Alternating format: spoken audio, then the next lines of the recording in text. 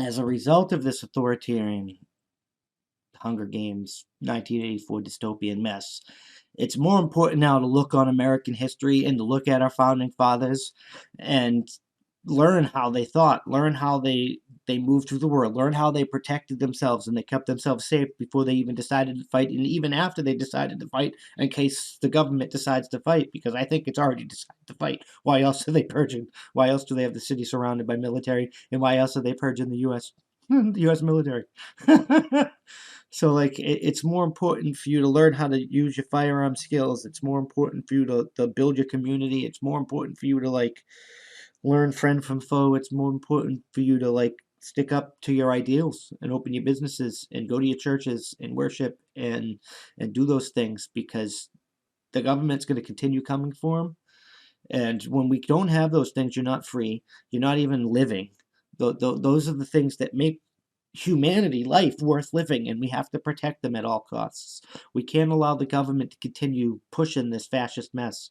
We got to stop listening to the law. We have to stop breaking the law. We have to stop following the orders, these unconstitutional edicts. We got to start just telling these governors and the police to fuck off when they're doing wrong.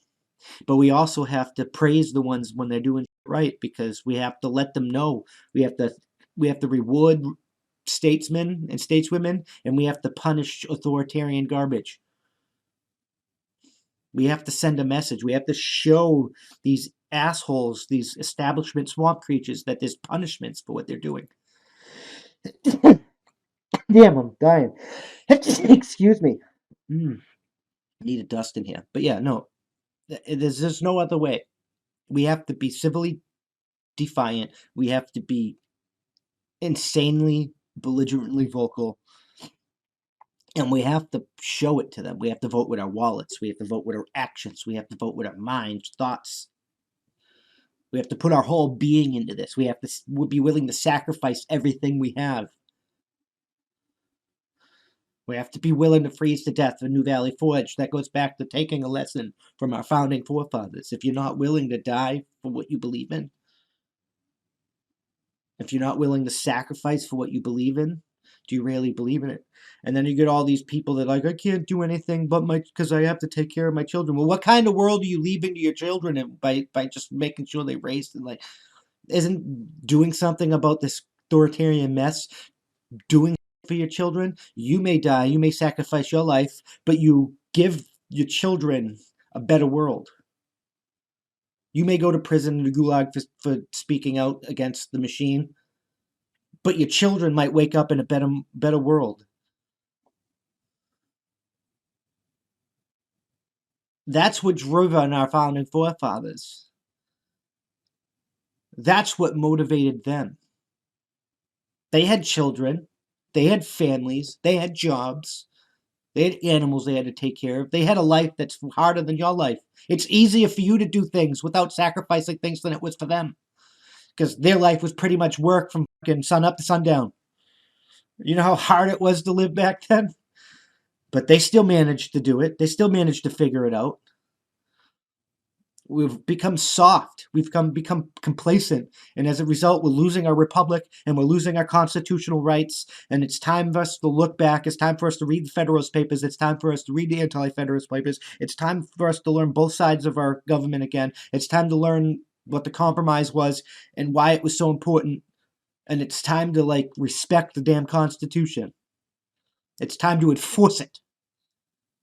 You live in a place where you can't carry guns, get hundreds of thousands of people together, carry a gun, and walk down Main Street together. They're not going to arrest you all because they can't. Be civilly defiant. Stand up for your fucking rights. Or you don't fucking deserve them. Benjamin Franklin said those that give up a little bit of essential liberty for a little bit of security deserve neither and get neither. I paraphrased a bit there, but you get what I'm fucking saying. You give up your rights for security, you're going to get that little temporary security, and the government's going to turn around and use that power to fuck you in the ass, and then you're going to have no fucking security. They're doing it now. You gave the government too much power, and now they're coming for your guns, they're coming for your speech, they're coming for your assembly. They're practically quartering troops in the goddamn Capitol. They're talking about drone strikes and assassinations. And you can keep telling me that I'm going crazy for that, but I'm going to keep telling you, when you say we're using Iraqi tactics, that is what we did in Iraq. We did drone strikes and CIA assassinations. So if we're going to use that here, that's what that means. That's what that tells me.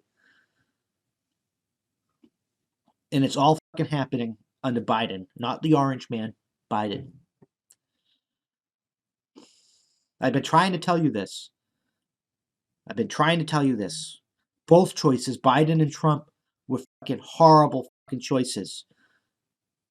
But when given a choice between drowning in a ocean of shit and being slightly inconvenienced, I'm going to choose Trump and be slightly inconvenienced. I'm not going to choose drowning in a ocean of shit like you chose for me.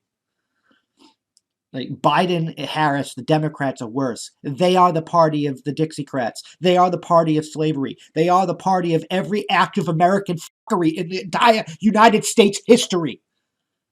Every major act of heinous fuckery the American people have committed on other people have been the Democrats. The Republicrats, the establishment swamp creatures. And you put them back in fucking office because Orange Man bad.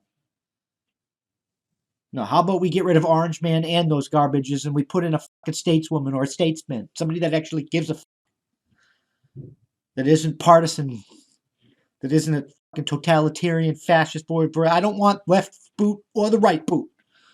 I don't want to lick any fucking boots. I want to be fucking free. I want my fucking constitution. I want a government for the people, of the people, by the people. Not a state for the corporations, by the corporations, of the corporations. That's not how we live. We can't survive in this fascist mess. We got to open our schools up, send our kids to be educated. We have to open our businesses up and get the economy moving. We have to make a living again. We have to live. Because otherwise, what's the fucking point? That's the whole meaning of life. And you're allowing the government to restrict it. And you're calling people that say otherwise fascists. When you're the ones checking every checkbox, and is this fascism column? I'm just fucking saying. But anyway, this is all we have for today. As always, I'm Doc Camo. This has been my thought of the day, and I'll see you in the next one. Peace.